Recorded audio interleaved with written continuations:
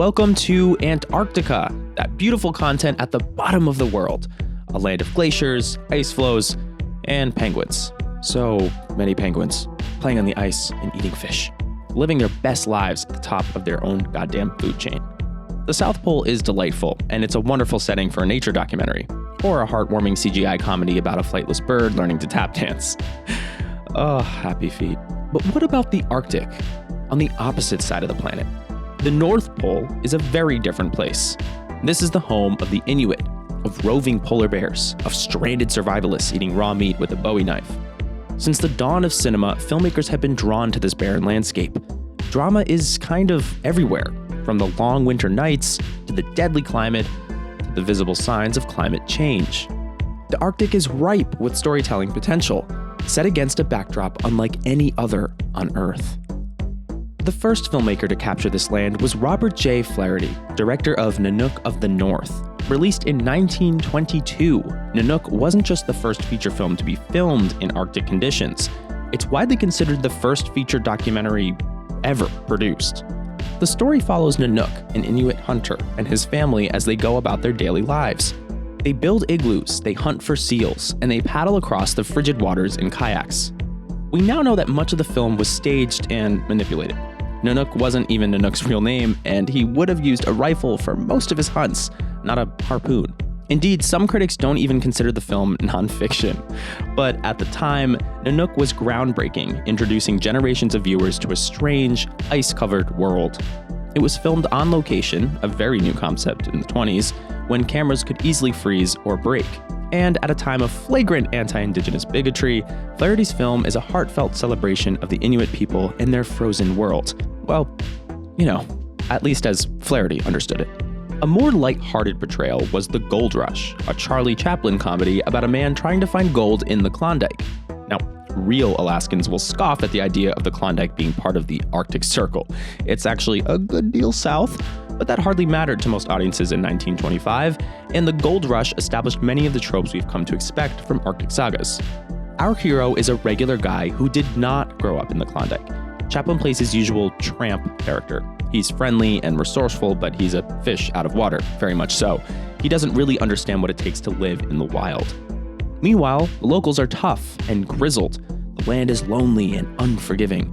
The most famous scene in the film takes place in a miner's shack.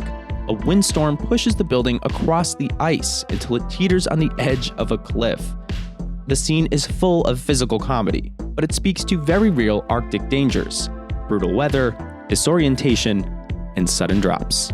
In film after film, we see the far north as a deadly place to live, which, it is. Screenwriters love to crash planes in remote glaciers, where heroes must survive cold and hunger.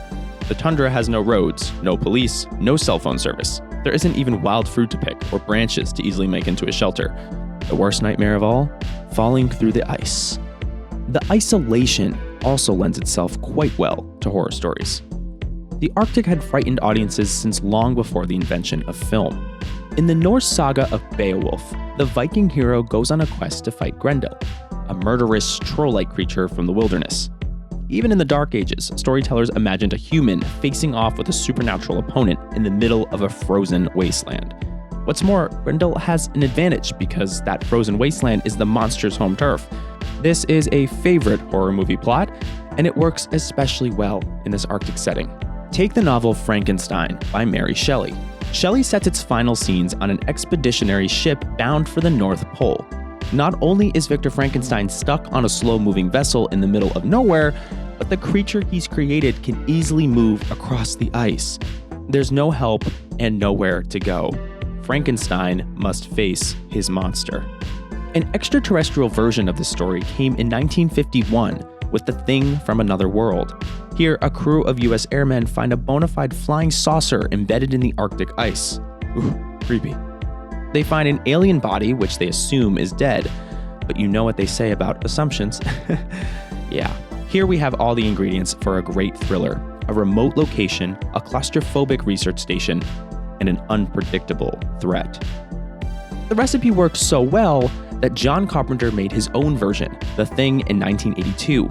With its shape-shifting antagonist, suffocating paranoia, and grotesque practical effects, The Thing is widely considered one of the best horror movies ever made.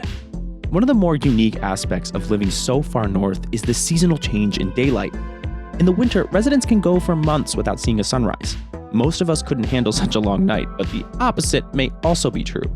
The 2002 mystery Insomnia takes place in the Arctic summer, when the sun, never sets. The protagonist, a detective from Los Angeles, can't get himself to sleep in a land with 24-hour sunlight. The film, directed by Christopher Nolan, revolves around a murderer, but the sun becomes its own character, tormenting the lead with delusional exhaustion. Insomnia is the American remake of a Norwegian film, also called Insomnia. The plot is nearly identical, which raises an interesting point. The Arctic is a multinational region. It isn't a continent like Antarctica, but it blends with 3 different continents and 8 different countries. Political pundits are already wondering who will take over when the polar ice caps recede. In the meantime, the Arctic attracts many different types of people, from scientists to adventurers to outlaws. But what about the indigenous people who have lived in the Arctic Circle for millennia? Ever since Nanook, Hollywood has struggled to portray indigenous people in a credible way, never mind sensitive. Every now and then, an earnest effort does come along, such as the French-Canadian drama Shadow of the Wolf from 1992, or Disney's Brother Bear from 2003. Most of these films are disappointing to actual indigenous people, which is why The Fast Runner is such a landmark production. The full name is Atanarjuat, The Fast Runner, a Canadian feature inspired by an actual Inuit legend. The dialogue is all spoken in the Inuktitut language, and it was filmed on location in the Nunavut territory with a 90% Inuit film crew. Director Zacharias Canuck, himself a member of the Inuk community, strove for cultural accuracy, and today, The Fast Runner is widely considered the best narrative film about indigenous people ever made. The Arctic is a tough place to capture on film. When Western explorers first met the Inuit, they were unimpressed with their artwork, which never seemed to have any background. Then they realized the endless ice fields are difficult to illustrate and might as well be left blank. The same goes for cinematography. Cameras have to be durable. The parts can freeze in temperatures that fall well below zero, and weather conditions may change on a dime. On sunny days, the sun's glare off the ice can cause retinal damage or snow blindness, which is a constant danger for camera operators. Shaded lenses are essential. Traditionally, the Inuit have used their own version, snow goggles, or slitted eyewear carved from bone, since time immemorial. One of the most creative portrayals of the Arctic recently debuted on HBO. That's right, we're talking about True Detective Night Country. The 4th season of True Detective takes us to a small mining town in northern Alaska, where the long night has just fallen. The plot is a classic whodunit and police procedural, but each episode touches on serious issues: the tensions between mine workers and indigenous people, the psychological effects of total darkness on the human mind, the corruption that can run rampant in a tiny town with little oversight, and the crippling loneliness of residents who don't quite, fit in.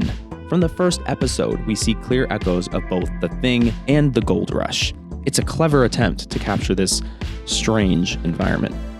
Night Country is also a bit of a downer, with a good deal of all the sides. We're talking suicide, homicide, and even patricide. Hey look, no one ever said the Arctic was warm and fuzzy. For that, you'll just have to head south.